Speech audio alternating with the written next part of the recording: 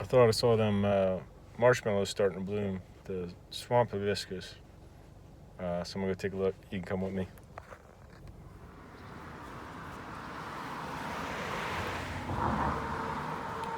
Yeah, they're closed up. It's pretty late in the day. I have to come back in the morning, but they're all out there in the marsh, and when they're all open, they just look like stars in the sky.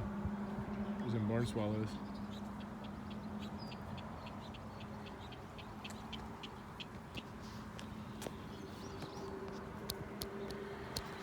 But yeah, the flowers are edible.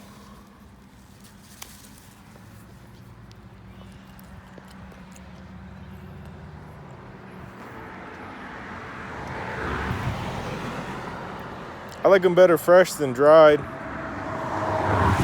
but I do like hibiscus tea, especially if I got a sore throat or something.